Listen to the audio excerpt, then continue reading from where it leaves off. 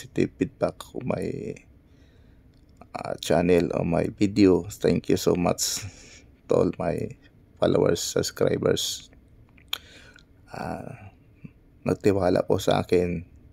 Ito po yung trabaho ng reality sa mga seafarers, sa mga seaman.